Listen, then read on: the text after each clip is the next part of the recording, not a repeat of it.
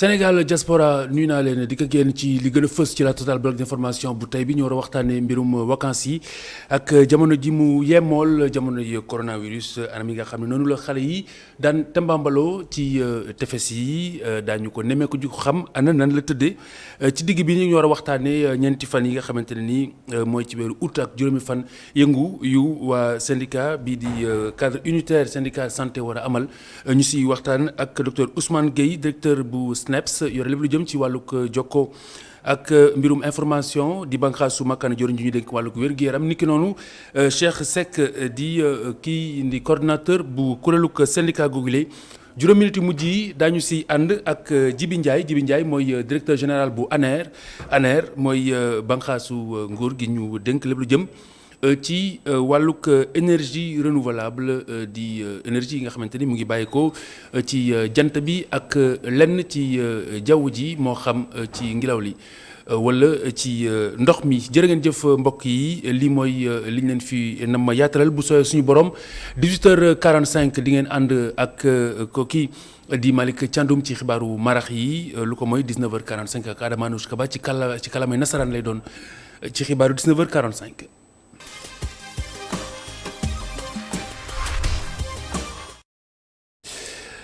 mbokk yi jërë ngeen jëf ñu dikk ak yéen ci la total bloc d'information ni leen ko waxee dàmbaliko ak lu jëm ci njaayum xeesal ndëkk gis nañu ne donte am na yu bari ci ay ñaax yu ñu ñaax ñi koy jëfandikoo ngi ñu deltu ci ginnaaw terewul ba nëgër ni mu ngay gën di yokk ci wàlluk njaay mi lu mooy sax yi bàyyi ko bitim réew fii ci biir réew mi ci boppam am na si ñoo xamante ne ni dañuy jaxase yenn produits yi muy lu mën na jur njeexital ci seen wér-gu-yaram ndax loo si mën a dégg it ay jafe-jafe la ci wàllu woowu la Cheikh Hassana Fall. ci ab enquête bu ay chercheurs yu nekk ci université Cheikh Anta Diop bu Ndakaaru ak université Assane Seck bu Ziguinchor def la ñu xamle ni soo jëlee Kaffrine 54% ci ña fay yeewoo dañuy jëfandikoo lii di xeesal Parcelles Assainies 64%, Pikine 71%. Soudiény ñëpp xam nañu ne xeesal effet yi muy am ci yaram baaxul benn yoon produit yi nit ñi ñoo ngi wéy di ko jëfandikoo ñi koy jaay tamit làkkatuwuñu benn yoon te ñoom sax li ñu jàpp ne mooy andi jafe-jafe ci wér-gi-yaramu nit ñi mooy ñàkk xam gile. mais li gën a garaaw mooy xam nga tey produit yi par type de produit des fois client bi ñoo laaj la du xam nga jaay ko mu gis ay inconvénients fekk ne bi mu jël ak bi war na jël lu benn toujours loolu may waral affaire yi quoi. des fois nag am na ñoo xam ne vraiment seen yaram yi xaw naa yàqu ndax xëy na dañoo laal ay produits forts wala seen yaram yi xaw naa yàqu naal doo xam ne comprendre duñu war a diwee. produit yi wute loolu te sakkan sax ci sunuy marché nga mën jóge ci gamme jàpp dem ba ci ab tube. non xam nga produit gamme la waaw produit gamme la day am savon am type am huile waaw loo gën a yokk daal dose bi gën a kii mais day fekk di mu adapté ak sa type de produit bi nga amee quoi. tey mën ngaa jël sax benn diw bi jar 1500 kese saa nga abusé ci defoo ci ay pommades yu am ay clobétasol ak yooyu sa yaram bu amee ndoxum siti boo laalee clobétasol da ngay yàqu loolu nag nit ñi ñoo ci war a yeewu. su ñenn ñi ti wutijee seeni produit Thaïlande Ghana Côte d'Ivoire wala sax Nigérian am ñeneen ñoo xam ne ñoom seeni produit nuñ koy defaree moo di dañuy jël lépp rek jaxase ko mu doon ab mélange boo xam ne moom la ñuy jël di ko jaay même su dee ni ñoom sax jànguñu ko benn yoon na. ay xeesal yu jógee Nigéria ak Thaïlande moom lay mélangé ay savon diw ak crème visage huile lotion ak lait hydratant. jànguma ko nag moom mais dafa am lu ma ci yàlla may parce que dama ko yàgg def depuis bi may am 14 ans 15 ans bi laa commencé def ci affaire de xeesal yàgg ko defaral ay mélange ay nit bekk suñu waa classe yi élèves yu bëri sax maa leen duggal ci affaire de xeesal. damay dugg ci net bi di gëstu di xam lu yàq yaram ak lu ko du yàq xam ni diw yu am hydroquinone duma ko utiliser ay gel duma ko utiliser li nga xam ne day fort duma ko utiliser ci sama mélange. ay boutique yuy wëy di law ci sunu marché yi ak suñuy koñ ndax dox gi njaayum xeesal gi di dox. mais xeesal mi ngi dox parce que yaa ngi gis xale yi ñëpp a ngi diw no. waaw dëgg yàlla xeesal moom marché na parce que léegi ñëppay xeesal surtout ñu nekk extérieur ñoom ñoo gën a mën a jënd sax diw yi parce que amu fa yooyu noonu ñoom amuñu expérience boobu noonu la diw. nit ñi moom bul sonn moom li ma la wax rek xale yi moom Sénégal moom day de xale yi mag ñeeg ñëpp a bëgg lu baax ñëpp a bëgg a jekk ñun dañoo fonk affaire beauté parce que xëy na boo demee ca biir hôpital ba ñay wax sax ñay xeesal am na ñu fa nekk di xeesal. ñu dooni mag wala ndaw góor wala sax i jigéen ñu jënd produit xeesal yi suñu sukkandikoo ci ñu ñu waxanteel dañuy wéy di yokku ndax ñoom nee nañu amul benn njëriñ ñuy tere ay publicité yu jëm ci mbiru xeesal su fekkee ne importation produit boobee nu leen neex lañ koy amalee.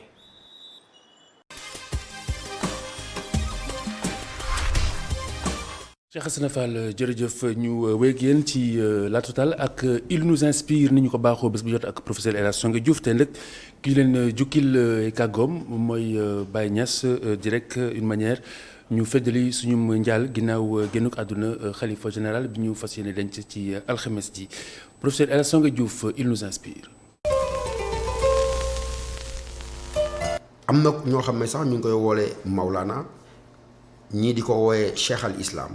te ñu jàpp ñu bëri nii fi mu nekk nii moom moo gàddu li ñuy tuddee faydu tijaan bi kookee dawul keneen ku ñuy wooyee Baye Niass maam Baye Niass te mu tudd dëgg-dëgg Alaaji Ibrahima Niass gane si àdduna nag ci atum 1900 ca dëkk beeñ tudd Taïba Niassène mu ngi génn àdduna ñaar fukki fan ak juróom benn ci weeru sulet ci atum 1975 fële ca Londres moom moomu di Baye Niass mi nga xam ne yéem na àdduna bi ñëpp moom ci boppam de daan na wax ne moom moo donn ci nga xam ne moom mooy Cheikh Ahmed Tidiane boo tax na boo nga xam ne sax ab ndaw la woon ñaar fukki at lay am wala gën kaa bëri ci ñaar fukki at ak benn la tolloon mu jaaxal àdduna ndax wax dëgg yàlla xam-xam bi nga xam ne solo woon na ko boo tax na mu bindoon téere bu rëy boobee nga xam ne lislaam yépp koy bàkkoo di ko ndamoo mu tuddee ko ruuxal adab toppal ci beneen téere itam bu yéeme bu tudd xasifal ilbaas ci atum 1930 ba tey te ci téere boobee mu cay xàll li nga xam ne moom mooy yoonu tijaan bi nga xam ne moom noonu la ko gisee la nga xam ne nag gën naa fës ci liggéeyam mu jébbal ko àdduna yëpp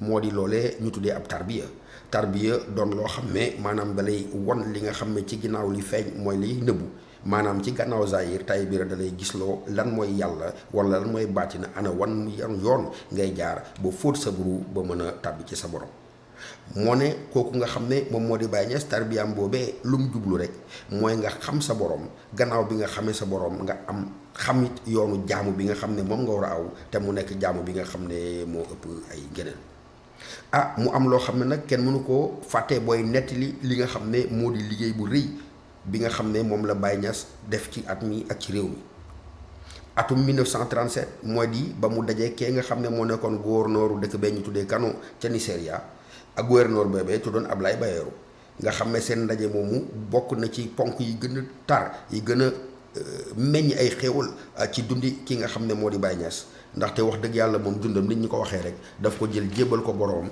ak fexe nu muy fóoteeru jaam yi ak nu mu leen di gindee ci yoon wa ñu jaar boo yegg seen borom boo tax na sax gannaaw bañ dajee ca ati 1937 ca boobee nga xam ne dafa aju woon Makka kooku nga xam ne moo di buur bi ñu tudd leen Ablaye Bayero da ko invité woon mu ñëw ca réewu Kano mu jaaxal fa ñëpp ndax waxam gu taaru ndax xam-xamam bu set boo tax ñu bari ci ulemaa yi ak ñi nga xam ne ñoom ñoo fa nekkoon di ay kilifa dina dañoo ñëw jébbalu ci Baye Niass moomee mu mel ni wax dëgg yàlla ab lamp la lamp boo xam ne mu ngi ñuy leeral yoonu diina leeral ñu yoonu lislaam te balee fële ca Medina Baye jógee ca Kosi mu mel ni nag bu ñu doon tënk dund Baye Niass daal aw docteur la waaye aw docteur ruu la aw docteur boo xam ne la ko ñeel dong mooy fóot ñu ba mu set mu won ñu yoon wa nga xam ne moom moo di la ñuy jaamoo suñu borom ca anam ya gën wasal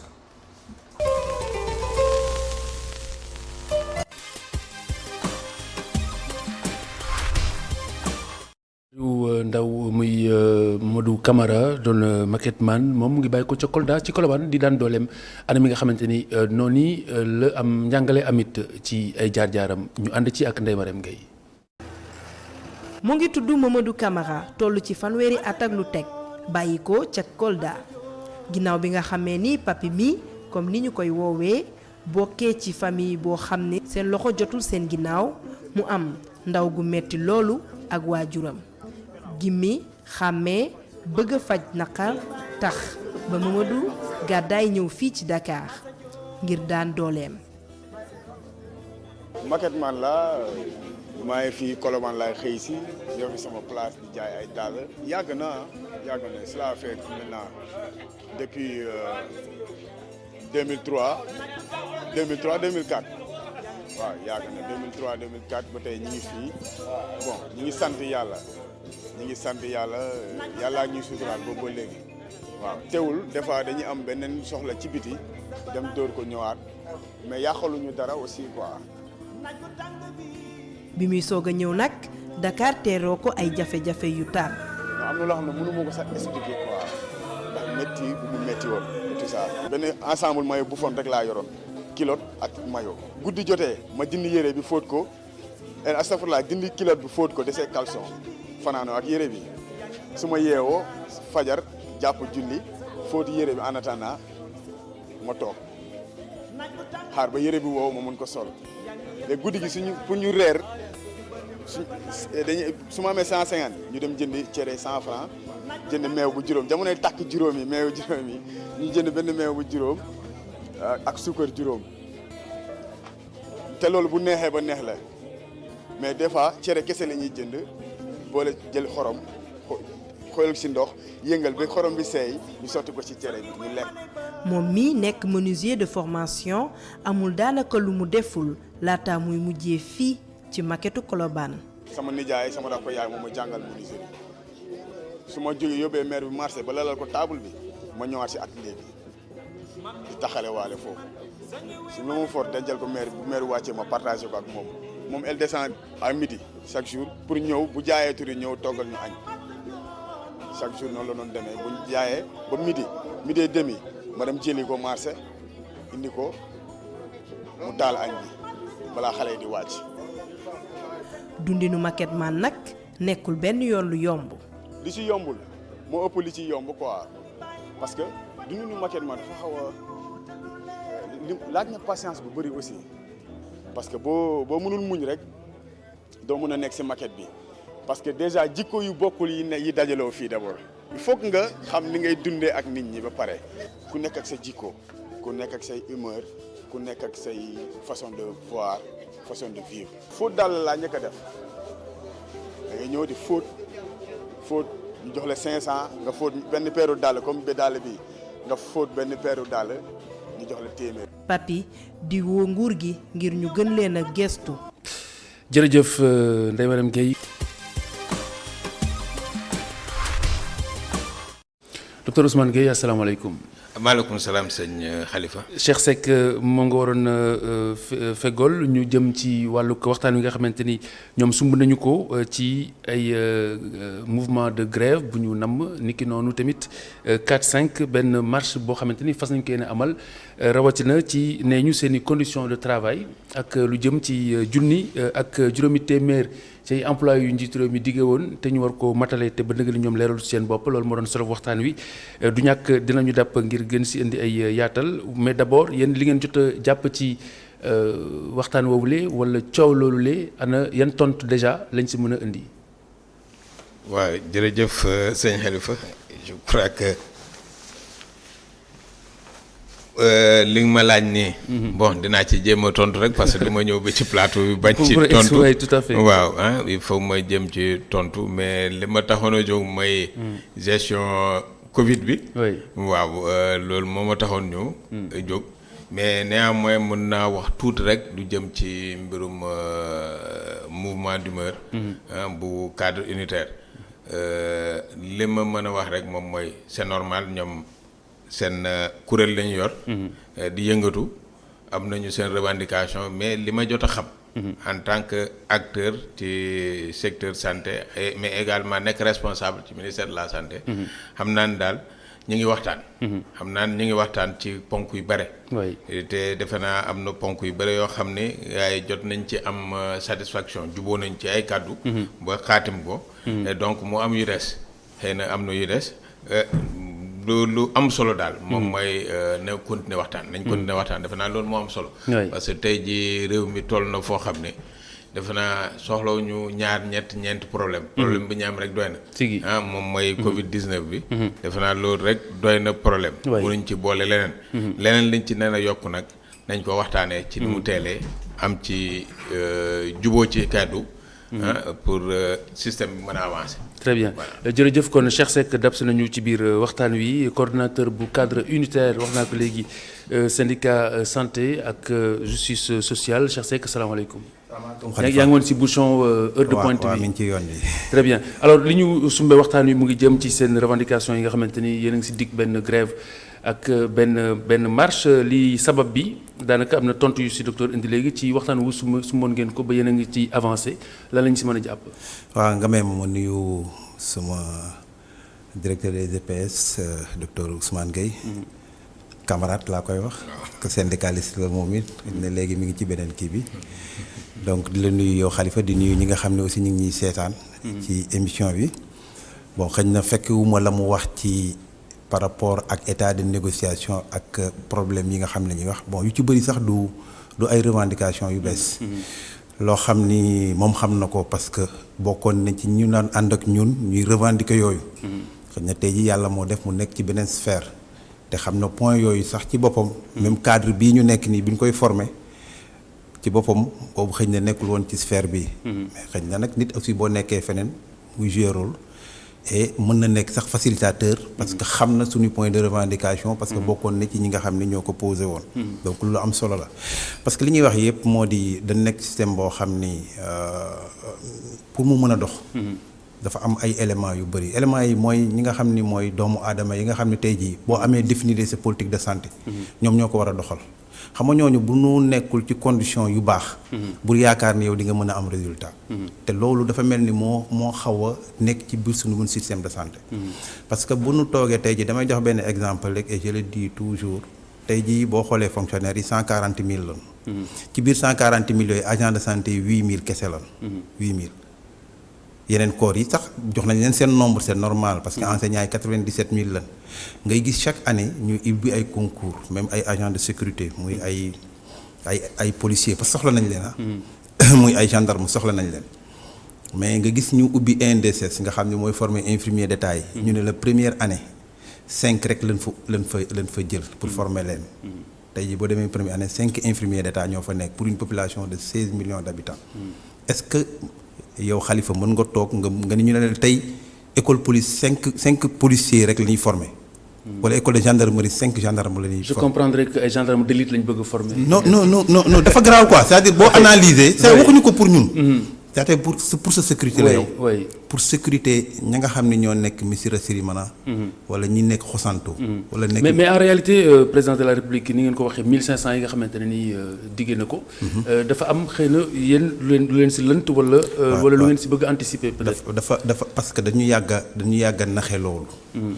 c'est-à-dire président waxuñu ne amul volonté de parce que yàlla dafa def ñu participer ci conseil présidentiel. président wax bu am solo. ne secteur de la santé gis naa ni am na jafe-jafe te tey jii laa gën a xam njëriñu secteur de la santé. mu wax benn wax bu am solo mu ne je suis prêt à mettre moyen bu fu mu mënti toll même lu ma amul dinaa ko dem uti. mu waxaat beneen wax bu am solo il faut améliorer la gouvernance c'est-à-dire du ma dugal ci xaalis te améliorer wuñu la gouvernance mais aw ma limite c'est le mot qu'il a utilisé. ça veut dire que lu ngeen ma laaj même bu ma ko amul dinaa ko dem xam nga kooku wan nañ suñuy volonté pour mën a def. donc c'est à nous ñu mën a montrer. li nga xam ne moom la ñu mën ci pour mën ko def. léegi problème bi ñu am problème mu timing la xëy na ñoom ñoo bëgg xëy affaire bi gën a bar wala. waaw xam nga dama koy nuyu sama frère et tout Cheikh Seck di ko nuyu di wax ne comme ni mu ko waxee rek moi je pense que président bu affirmer une volonté. président ñu mu teg pour ñu conduire politique am. defe naa ñooñu ils peuvent pas faire autrement que topp volonté boobu. donc moo tax ma ne la tout au début loo gis lu ne rek dañ koy waxtaane bu ñu ko waxtaanee mën nañu trouver solution. temps bi nag sama temps mën naa bañ a nekk temps Cheikh Seck sama temps mën naa bañ a nekk temps Khalifa. parce que je crois savoir que au-delà de votre ministère. fonction publique am na si ab rôle boo xamante ne nii war na ko si sumba. bu baax a baax a baax. je crois que moo xam na ñun ñëpp jaar nañu ci syndicat xam nañ luy syndicat. négociation yi xam nañ nu muy demee. xam nañu pàcc yi ñuy invité ci négociation. ñi ŋànk yi am na revendication yoo xam ne c'est spécifique au secteur am na revendication yoo xam ne dafay transversal am na yoo xam ne dana am beneen secteur bu muy laal ainsi de suite donc loolu yëpp bu ñu ko gisee ñu boole ko waxtaane ko jéem a am solution je crois que bu président de la République waxee ni tey jii day recruter 500 médecins recruter 1000 agents autres que médecins mooy sage-femme infirmier agent comment dirais assistant infirmier le personnel de soutien je crois que loolu loo xam dañ ko war a encourager la ca des moom mooy encadrer ce recrutement waaw je pense que c'est ça qui est important foofu la nit ñi mën a waxtaan encadrer recrutement bi encadrer ko il faut savoir que aussi maître d'œuvre bi du ministère de la santé moo xam na li may wax du ministère de la santé fonction publique mooy gérer man en tant que sénégalais may médecin ma génn tey même droit laa am ak ki génn yaa 5 ans de cela donc loolu loo xam ne mën nañ ko waxtaanee à notre sein xool nan lañu koy yóbboo teg ko sur la table de la fonction publique pour mu mën a arranger ñëpp je pense que loolu la man daal sama wax ci mbir mi. a priori ñu ngi ciy liggéey. man sama wax ci mbir mi moom xam na ni ñu ngi ciy liggéey bu baax. ñu ngi ciy liggéey je crois que y a 2 semaines ou même plus de 2 semaines daje woon naa ak ñoom. bi leen ministère de recevoir. pour ñu waxtaan je crois que xëy na ce point a été soulevé. Et donc loo xam ne dañ koy tenir en compte. waxtaan bi daal moom am solo gi nga Xalifa. quoi qu'on puisse dire loo gis lu ne. ci tour table lay mujj. tigi waaw ci tour table lay mujj. nañ ko tàmbalee foofu. ñu waxtaanee mbir mi ñu juboo ci kàddu. jëmalandoo mbir mi. yóbbu ko. là en ce moment ñi ànd am résultat. parce que tey maa ngi doon waxtaan ak benn kilifa ma ne docteur Ousmane xam nga la succès individuel amul. succès c'est collectif. surtout jamono yi bu ñu toll nii. xam nga tey jii man su ma bëggoon 100%. yow boo doon indi 1%. si j'ai 99% suma 100% yi matul. tigi waaw. il faut que sa 1% bi ñëw. pour mu mën a am 100%. donc il faudrait qu'il y ait cette synergie. d'action entre les acteurs. acteurs yi nag c'est ministre bi la ba ci suuf. ñoo bokk lépp. waaw parce que tey jii bu ministère de la santé bu secteur santé amee succès. Ousmane Gueye da ciy gis boppam CSEC da ciy gis boppam. donc je crois que tiraillement bi jaru ko. comme mel ni en réalité grève bi marche bi ay alerte la wala ay rappel ay fàttali. waaw xam nga mais xam ngeen processus bi nu muy doxee. c'est-à-dire sànq dama eggalul woon ci suma argumentaire. nga baal ma ñëw na ci sànq ci problème recrutement wax da nga ni président nee na recruter 500 médecins plus 1000 autres. mu am wax bu mu am solo. ne comment la ñuy recruter ñooñu. ñun suñu problème foofu la nekk. c'est pas les postes budgétaires. ëpp na moom xam na. ëpp na presque ay 7 ans on a connu ce même problème le 1er avril 2019 demal nga xool recrutement dans la fonction publique. le problème bi ngeen di pointé lu mu doon. non c'est-à-dire à la place personnel bu muy wax médecin infirmier sage-femme ay ñoo xam ni amuñu profil santé la ñuy recruter. loolu mooy wax ji loolu mooy suñu problème c'est-à-dire on nous envoie des gens yoo xam ni du ñun noonu la ñu soxla au même moment il y a presque 10 000 agents. yoo xam ni c'est des diplômés d'État.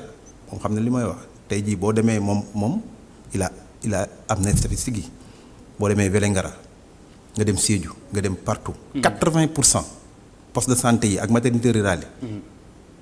à presque 80% laa la wax de yëpp ñu koy diriger pratiquement ay contractuels la c'est-à-dire CDS yi ñoo leen recruter c'est-à-dire les comités de santé wala ñu nekk JICA wala ñu nekk Cobra. te wax naa la léegi on est 140 000 fonctionnaires sur les 140 000 ñaa ko 8 000 agents. très bien qu'est-ce qui empêche à ces gens-là ñu intégrer dans la fonction publique dëgg moo wax la rek. bu ñu ñëwee ñooñu dañuy jël continuer di leen defal ay contrats am na ñoo xam depuis 10 ans ñu ngi leen contractualiser. à la place yi poste budgétaire yu leen di jox nii les 1000 là qu'on nous donne là. parce que li tax ma sceptique le président quand il a parlé il a dit 500 médecins ça a été très précis. pour les médecins mais pour les 1000 on a dit autres c'est du fourre-tout pour ñun. beneen bu mu wax bu am solo dafa ni il sait très bien te loolu mooy suñu problème bi gën a ngand tey boo demee police. ñoom ñooy recruter seen personnel yow bu ne la woon dañuy recruter journaliste te woowuñu journaliste du la poser problème. nga dem éducation bu ñuy recruter ay enseignants ñooy recruter. santé rek ngay gis ñu ne dañuy recruter agent de santé ay gars yoo xam ne xamuñu santé dara liggéeyuñu santé di recruter à notre place. loolu mooy suñu problème ñun dañuy demander. le recrutement mu dellu si au niveau du ministère de la santé.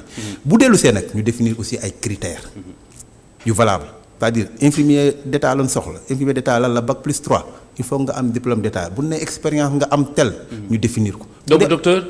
bu dee ay test transparence sur recrutement leen problématique bi mooy fa ñuy recruter ak ñuy recruter peut-être. waaw xam nga en fait am loo xam ne mënuma ci d'accord ak moom xamul tax parce que santé du médecin kese. santé du infirmier kese. santé du technicien supérieur santé kese. santé dafa transversal. su ma la joxee exemple hôpital ma jox la exemple hôpital xam nga hôpital da nga fa fekk le personnel administratif. te kenn du ne bokkuñu ci santé. lu ci ëpp directeur bi c'est un personnel administratif. le CSAF c'est un personnel administratif mooy chef service administratif financier. contrôle gestion am nga comptable fii ak yooyu ñooñu yëpp c'est du personnel yoo xam ni. du médecine lañ jàng wala du science infirmière lañ jàng wala du science sage-femme lañ jàng. mais leneen lañ jàng ñu ñëw bokk pour ŋànk lu ñu naan point de prestation de soins. xam nga loolu dafa am solo te souvent man bokk naa ñi ko doon revendiquer parce que boo gisee léeg-léeg ñi am ay problèmes au niveau des hôpitaux ci masse salariale ak yooyu. dañu koy bàyyil hôpitaux yi ñu koy jël en charge. alors que mënoon nañ bokk ci recrutement bi. dina wàññi charge ci hôpitaux yi xam nga donc côté boobu mënuma ci d'accord parce que man je dis un recrutement doit être encadré. Je suis tout à fait d'accord que recrutement war nañ ko encadrer. ñu xool en fonction des besoins. xool tey jii suñu système de santé nangam la soxla ci infirmier nangam la soxla ci sage-femme nangam la soxla ci assistant infirmier nangam la soxla ci médecin ci pharmacien ci chirurgien dentiste. ñu wax ni mais nangam poste moo am. ci nangam poste yooyu lii ak lii la ñu mën a jël de manière concertée ñu yóbbu ko au niveau de la fonction publique loolu kenn bañu ko. mais kantaane 1000 postes yëpp dañu koy jagleel. borom blouse kese boo ko defee rek. indi gàllankoor feneen. très bien parce que tout ça pour dire que waxtaan wi ñoragul. que dafa war a wéy voilà c'est ça waxtaan il faut. très bien il faut ñu wéy. très bien alors bu ñu ñëwee si suñu deuxième ponk bi mu ngi jëm ci wàllug coronavirus bi ak jamono ji nga xamante ne ni ci la ñu toll ku nekk xam na ni ñu bari bàyyeekoo nañ Ndakaaru mi nga xamante ni mën nañ ko jàpp comme épicentre jamono ji dem si biir réew mi dellu siwaat jamono yi ñu toll nii ana ban taxawaay mooy bi nga xamante ni xëy na moo gën pour moytu. mbir yi gën a takkarnaase. est-ce que si askanu lay gën a féete wala si autorité sanitaire yi. avant loolu da nga may may rek ma éclairer tuuti. très rapidement parce qu'on a très peu de temps. on a jamais dit qu'on n'a pas besoin de personnel administratif. très bien mais équipe de football équilibre la. dafa am gardien. am défenseur am militaire am attaquant. soo jëlee uniquement des attaquants. amoo défenseur dina gagnera pas. loolu résumé na li ma bëgg a wax. ci côté boobu mooy li ñu wax rek. exactement donc nanu xam on a jamais dit que soxlawuñu. mais à la place. nit ki su say sër matul. doo booti gàmb. da ngay xool liy priorité santé faj lañ wax d'abord. boo amul infirmier yu doy amoo sage-femme yu doy. ñoom ngay prioriser avant ngay wax di personnel administratif. tout ça pour dire que waxtaan wi ñoragul. non ñaareel lu muy wax. moom mi lay wax nii xam na. c'est-à-dire dafa am ci ñun ñu nekk agent de santé. maa ngi moom ñoo defandoo CESAC moom xam na ko. diplôme bi mu am moom laa am pour être un directeur d'hôpital xëy na yàlla moo def mu nekk fu mu nekk man nekkuma fa. comprendre nga baax li mu la. mais dañ lay wax ni biir santé bi dafa am ay cadres mat nañ plus d'une centaine. am seen i diplôme de grande valeur économique sur le plan administratif comme moom mii. man du ma plaindre que moom ñu nommé ko directeur EPS parce que dafa ñas ci système bi ba sonn. je pense que li ngeen wax soriwul. comprendre baax na li ngeen wax soriwul mais mënuñu concevoir on va tourner en rond. exactement mënuñu concevoir ñuy dem di jëriñ ñeneen Seck li ngeen wax soriwul mais on va tourner en rond. je pense que li des benn waxtaan la boo xamante ni yéen ñëpp mën ngeen toog. non damay bañ rek ñu créer benn affaire comme quoi ay administratif on n'en veut pas. man def nañu ay formation moom fajatul. waaw ñu dem ci sa gis-gis ci ponk bi. non xam nga mbirum corona bi. moom xam na dès le début ñun participer nañu ay débat ba tey. moom am na chance ba nekkoon na Sédhiou. xam na luy notion santé publique. xam na luy épidémie. gis nga épidémie dès le départ nous avons été très clairs je me dis que dans cette lutte là. su fekkee ni ñu ngi jiital naan comment la ñuy def pour soigner maladie. au lieu ñu mettre en priorité comment arrêter la propagation. te ñoom seen service mooy service bi nga xam ne moo ci war a jouer rôle bi gën a rëy mooy service éducation et information sanitaire. c'est-à-dire comment arrêter la propagation que de penser au début. On a beaucoup plus pensé parce que da nga daan dégg ay aéroport la doon wax ay services maladies infectieuses ñaata lii leen am ak nombre de malades ak ñan leen war a yóbbu réanimation. En ne pensant pas parce que bu amul cas Covid du am cas grave. du am kuy dee ci Covid. C'est comme le palu moom xam na il a géré il a été dans les zones opérationnelles. palu nan la nga ko éradiquer bu njëkk ku paliwul saison pluie am ku paliwul da nga naan da lay jaaxle. parce que booba ñu ngi doon dëkk ak ndox yi. ñi ngi dëkk ak ndox yi taaju yeeg affaire demoon yooyee fi am mais bu ñu demee lu ñu daan jël demal nga dem PNA ñu wax la seen commande yi daan def en Paliject en quinine Kinimax chloroquine ou autre. bien que population bi yokku na mais wàññeeku na parce que tout simplement palu ku nekk xam na ni bu ñu doon am fukki cas léegi presque ñaari cas la wàññi na on a presque réduit de 80%. parce que on a compris très tôt qu'il fallait interrompre la chaîne. et interrompre la chaîne c'était quoi mooy fa gîte larvaire yi di am. c'est-à-dire fa yoo yi commencé foofu ngay njëkk a détruire ba nga xam ne yoo du am. bu yoo amul du màtt nit. bu màttul nit plasmodium Anophèle femelle bi du jël plasmodium falciparum di ko échanger ak ay nit. ba paludisme di mën a développer ci kooku. ku développé wul palu doo am neuropalu. ba neuropalu di la rey. C'est la même façon ñun loolu la ñuy jàngal santé publique. La politique de santé publique c'est la politique de prévention. C'est pas une médecine sophistiquée. Nous ne pouvons pas faire comme la France parce que bokkuñu des problèmes de santé publique. Nos problèmes de santé publique doivent être basés sur la prévention. La prévention c'est d'éviter que nit ñi parce que tey jii lan la ñuy wax on va construire beaucoup de centres de dialyse. Sans pour autant travailler sur lan moo tax Sénégal léegi ñëpp insuffisance rénale bëri fi. lan la mooy les faux médicaments qui entrent dans notre secteur. njaq yi ñi ak sëriñ yi ñuy wane ci télé yi chaque jour ñuy publicité nit ñi naan ñooy détruire suñuy rein parce que rein day filtré. mais est-ce que agir nañ foofu. bu ñu agiroon foofu. dina wàññi lu bëri. donc dans le cas d'espèce. non dama lay wax. man dama gëm. man j'ai travaillé dans la santé publique pendant 5 ans. yàlla def après ma admis concours dem jàngiwaat. moom xam ne li ma def ci hôpital defuma ko ci santé publique. mais dama gëm ni santé publique moo ëpp njariñ ci situation bi par rapport ak hôpital. malheureusement les gens ils pensent que c'est la médecine de pointe.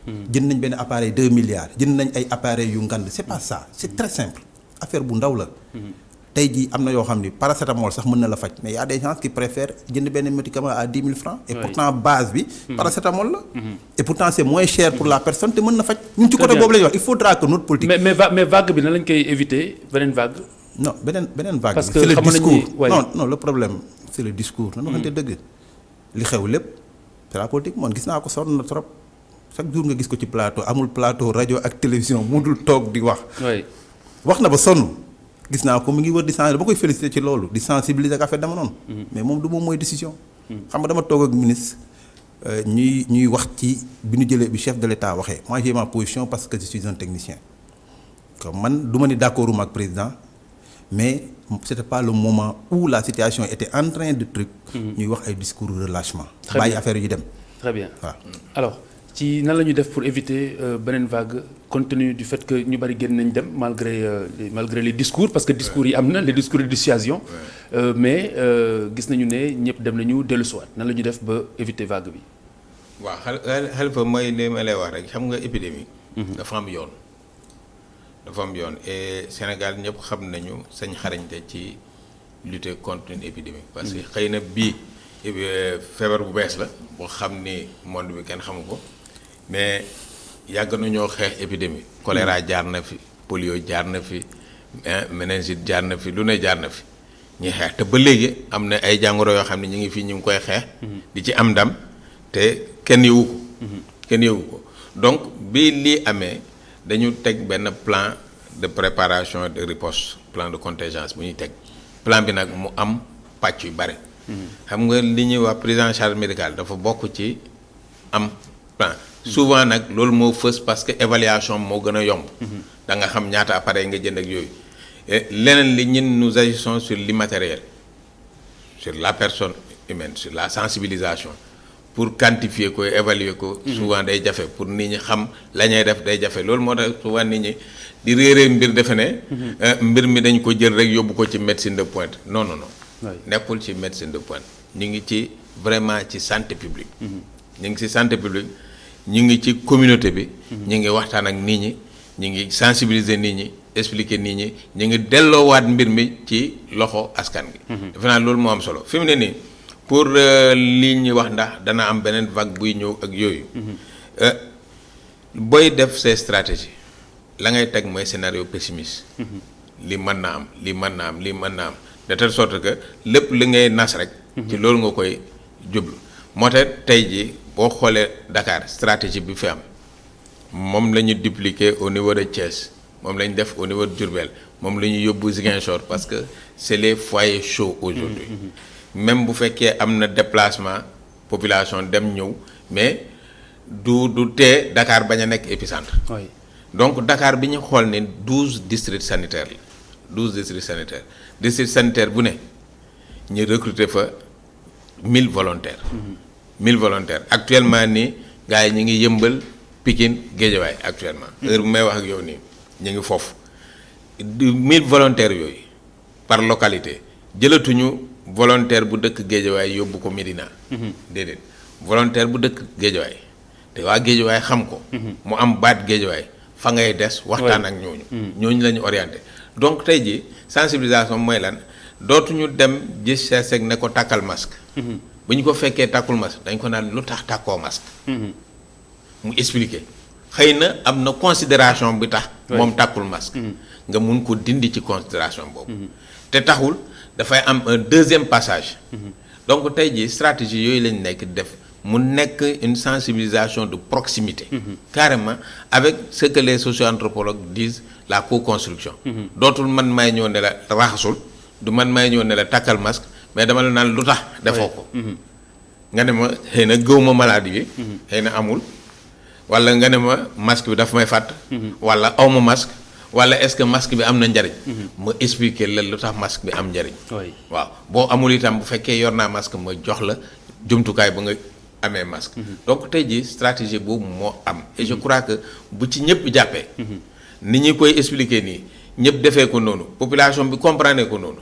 defe naa war na mën a jur vraiment une satisfaction pour le peuple sénégalais. et je pense que Khalifa loolu moo am solo tey. il faudrait que sénégalais comprendre ni mbir mi dootul du mbirum ministre de la santé et action sociale.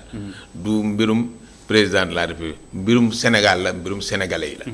donc ku ne ak fa nga ne war ngaa jàpp ni tey jii yow yaay jëwrin bi yor.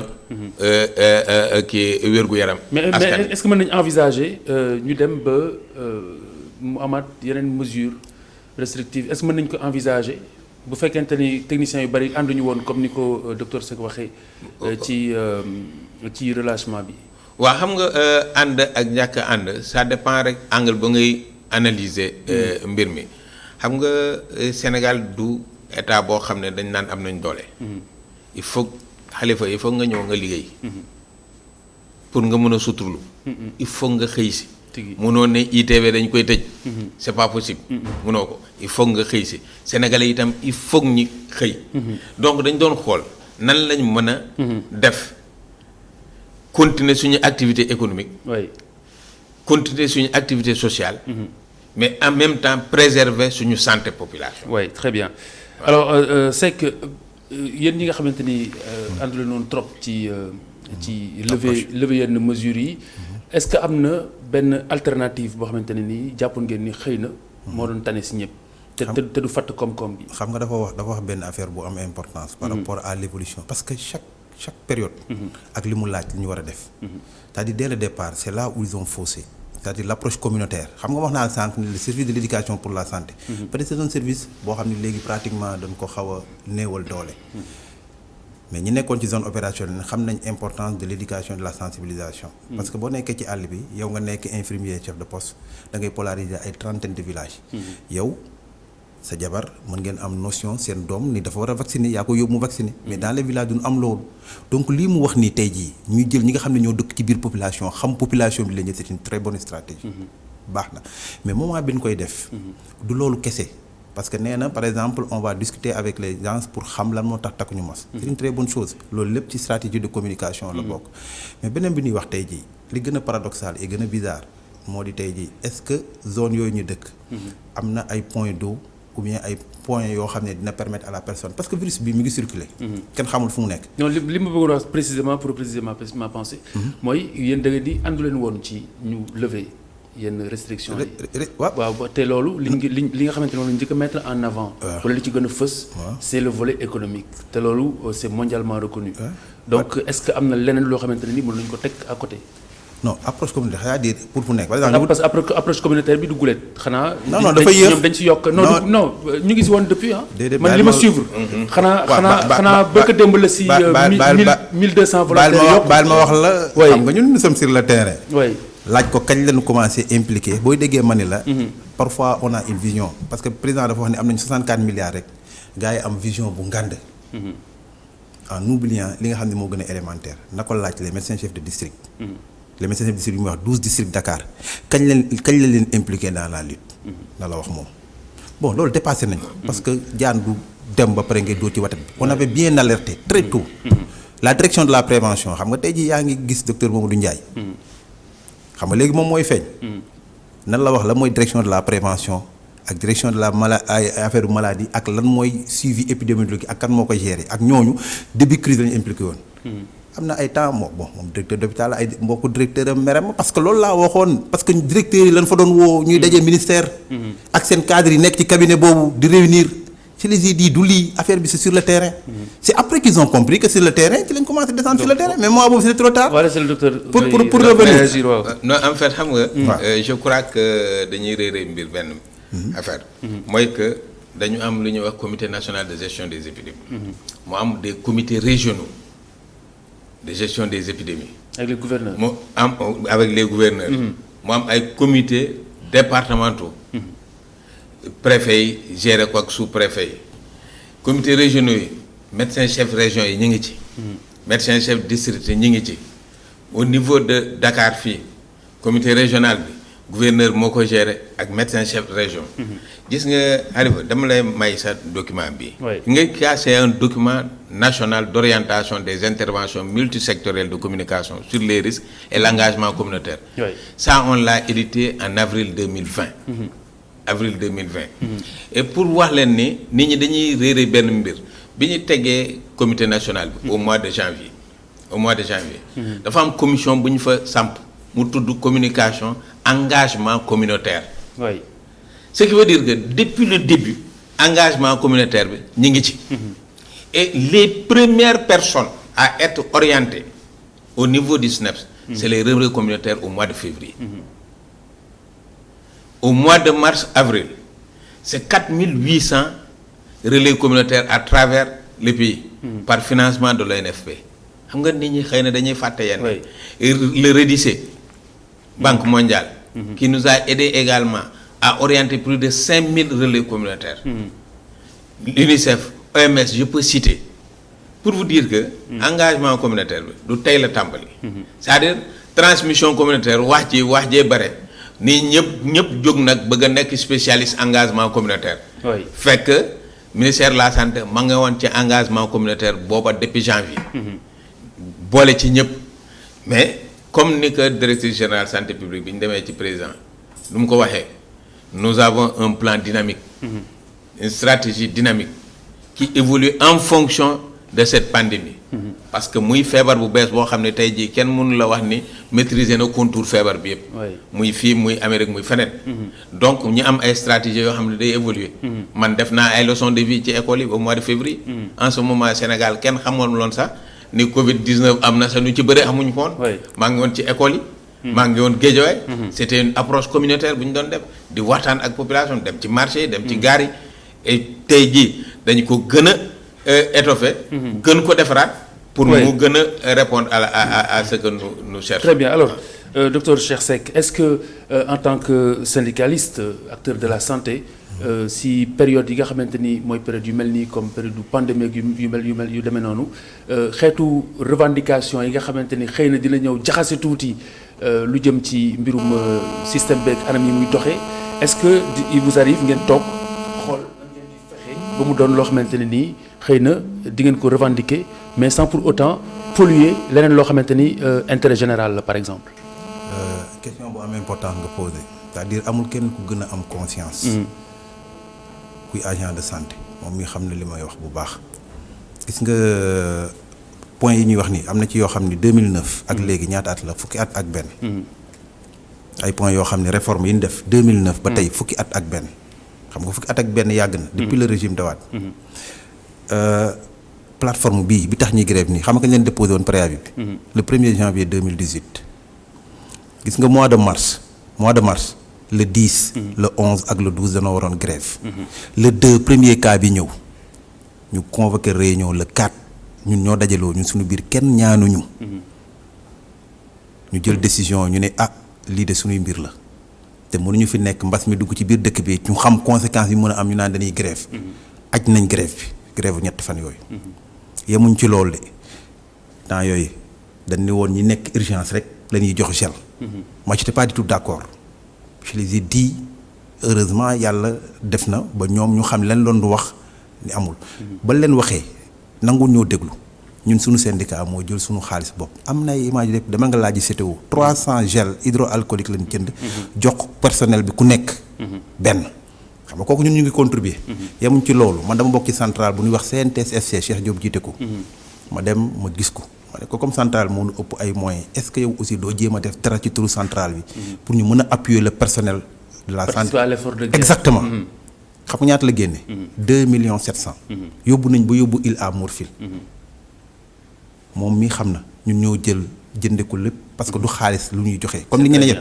ñu jël yóbbu lépp jënd ko ay comme yi gars yi soxla gel yeeg yooyu yëpp dem teg ko ci loxo Abdoulaye Diouf Sarr laaj ñu ko sax na la koy utiliser daal di génn dem yemuñ ci loolu ñu bokk ci cadre bi ma lay wax cadre unitaire ñu wax ko ak yeneen secrétaire généraux central yi mooy Elimane Diouf mu génn lu ma 3 millions coalition centrale yi nga xam ne ñoo ma dem ba soog Moudi Giroog ñoo génne 10 millions xam nga kon kooku mi ngi def benn effort donc ñun en tant que syndicaliste non seulement dugal nañ suñu xaalis mais sur le terrain dañu participer ci xeex beeg affaire de très bien c'est excellent maintenant il faudrait peut-être continuer waxtaan bi pour parler yi pour sénégalais yi bañ si souffrir parce que c'est important aussi ku nekk xam na rôle syndicat ak li muy taxaw ngir défendre intérêt travailleurs yi mais je pense que bu njariñu askanu lëmm taxawee ku nekk war ngaa fàtte sa bos ngir jàppale ñi nga xamante ni ñooy sam réew ndax bu ñëpp muccee ci jàngoro ji njëriñu Sénégal la bu su ñëpp loro it musiba Sénégal la kon yàlla na yàlla def déggoo ci mbir yëpp bu sooyee suñu borom jërëjëf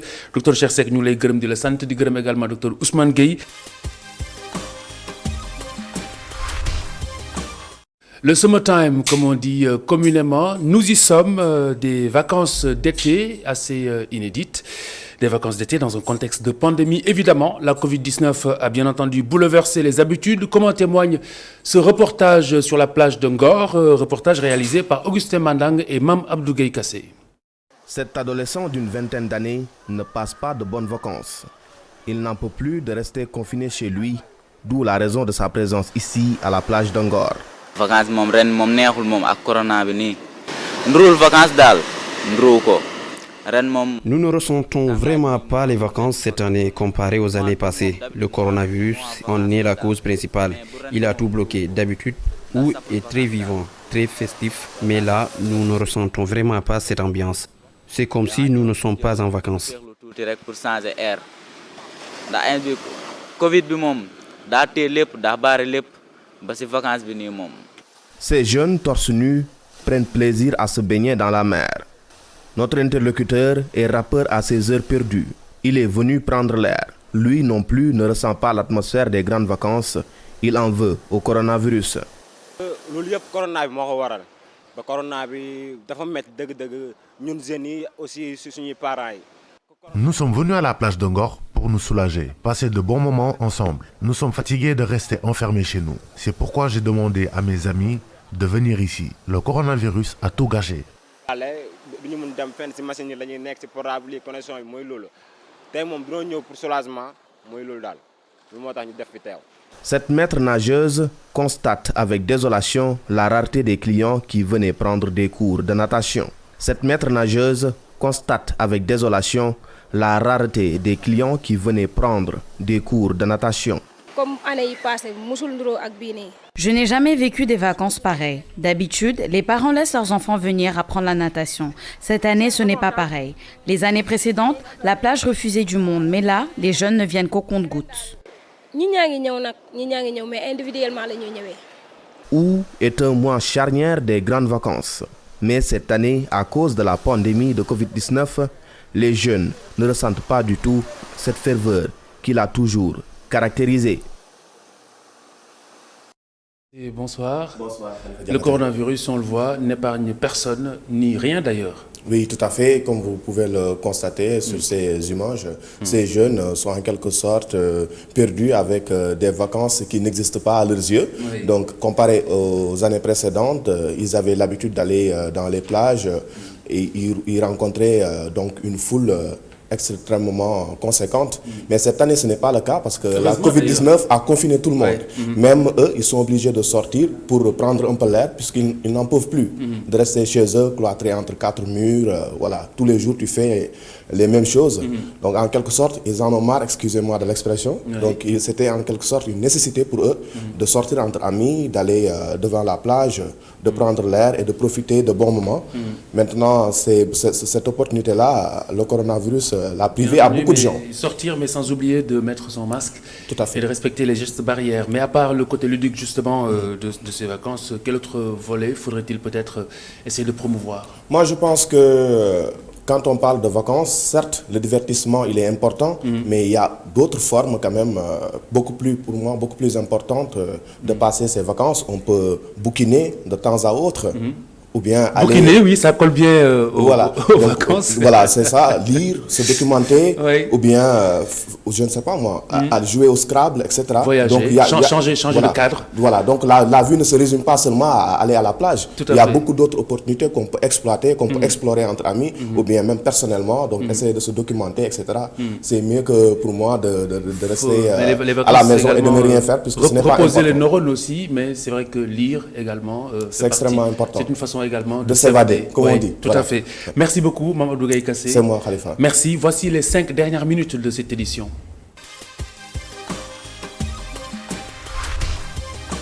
Ce soir, Djibi Ndiaye est le directeur général de l'ANER, Agence nationale pour les énergies renouvelables. Monsieur Ndiaye, bonsoir. Bonsoir, monsieur Diakhaté.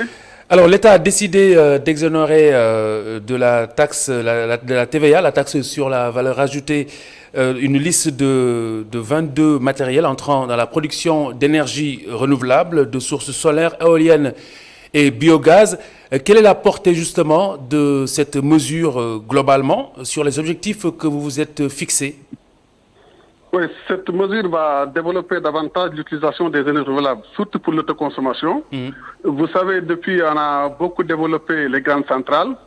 L'État également a fait beaucoup de projets, mais je crois que ce qui tarde à arriver, c'est l'utilisation de ces énergies-là pour la propre consommation. Oui.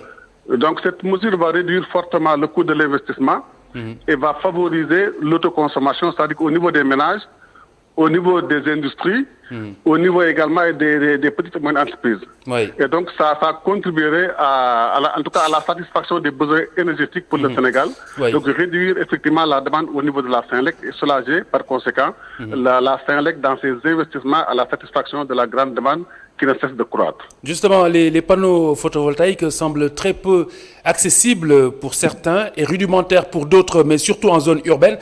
Y a-t-il une communication adéquate pour l'acceptabilité, disons, de cette source d'énergie? Oui, effectivement, il y a un plan de communication et dans ce plan de communication, il y a effectivement, nous sommes parfois sortis dans les régions. En tout cas, pour organiser des journées de sensibilisation et d'information sur les différentes formes d'énergie renouvelable. Mais surtout, la grande communication est de faire de sorte que le matériel utilisé au Sénégal, le matériel de production d'énergie, soit du matériel de qualité. Oui. Ce qui a fait effectivement que certains usagers ne sont plus, en tout cas, très actifs pour l'utilisation de ces énergies, c'est qu'effectivement, les premiers panneaux pour rester au solaire, amenés au Sénégal, le matériel globalement, que ce soit les onduleurs, les batteries et les autres accessoires, n'étaient pas du matériel de qualité. Et au bout de 6 mois, 1 an maximum, ces installations ne fonctionnaient pas. Ça a découragé beaucoup de choses. Et nous, je crois que le défi aujourd'hui, c'est de faire de sorte que les gens comprennent qu'on peut bien utiliser cette énergie renouvelable pour nos différents besoins énergétiques. Et la mesure est sans doute un coup de fouet au mixte énergétique. Est-ce qu'on peut espérer une amélioration des projections dans ce domaine, les projections déjà faites?